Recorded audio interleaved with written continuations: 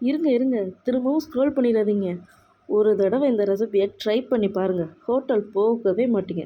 இந்த பன்னீர் butter masala hotel ஸ்டைலையே மிஞ்சும். 10 நிமிஷம் போதுங்க, ரொம்ப க்ரீமியான பன்னீர் பட்டர் மசாலா ரெடி.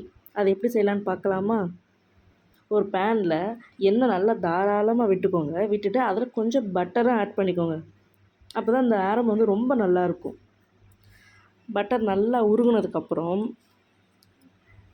எண்ணெய் நல்லா காஞ்சதும் அதில் கொஞ்சமாக ஜீரகம், அது நல்லா காஞ்சதுக்கப்புறம் பட்டை கொஞ்சம் போட்டுக்கோங்க. பட்டை நல்லா காஞ்சதும் பிரிஞ்சி இலை, அது எல்லாம் நல்லா காஞ்சதுக்கப்புறம் நம்ம நறுக்கி வச்சுருக்க வெங்காயத்தை ஆட் பண்ணிடுங்க. அது நல்லா வதங்கணும். அப்புறமா கொஞ்சமாக பூண்டு ஆட் பண்ணிக்கோங்க.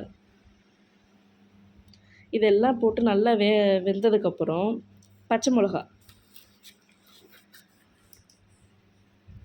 அதையும் போட்டு நல்லா வேக வச்சதுக்கப்புறம் தக்காளி ஆட் பண்ணிக்கோங்க.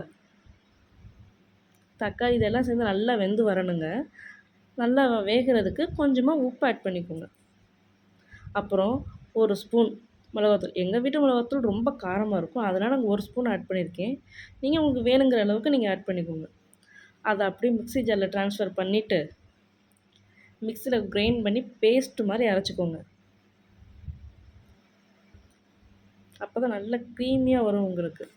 இப்போ அதே பேனில் கொஞ்சமாக ஆயில் ஊற்றிட்டு, ஆயில் நல்லா காஞ்சதும் ஒரு ஸ்பூன் மிளகாத்தூள் போட்டு நல்லா பொரிய விட்டுருங்க. அது கூட கொஞ்சம் அரை டேபிள் ஸ்பூன் மஞ்சத்தூள்.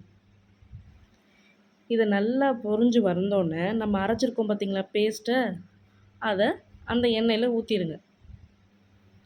ஊற்றும் போது அப்படியே ஒரு பக்கம் ஊற்றிடாதீங்க, அந்த கரண்டியை வச்சு நல்லா கிளறி விட்டுட்டே இருங்க. அப்போ தான் ஈவனாக ஸ்ப்ரெட் ஆகும். நல்லா கிளறி விட்டிங்களா?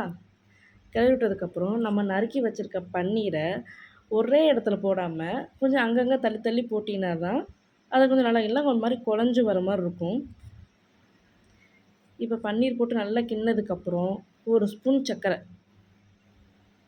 அது போதுங்க, ரொம்ப போட்டுறாதீங்க, ரொம்ப இனிப்பாக இருக்கும், அது நல்லா இருக்காது. அப்புறம் நல்லா கிளறி விட்டு 2 கொதி விட்டு இறக்குனீங்கன்னா அவ்வளோதாங்க, ஹோட்டல் ஸ்டைல் பன்னீர் பட்டர் மசாலா ரெடி. மறக்காமல் நம்ம சேனலை சப்ஸ்கிரைப் பண்ணிவிடுங்க.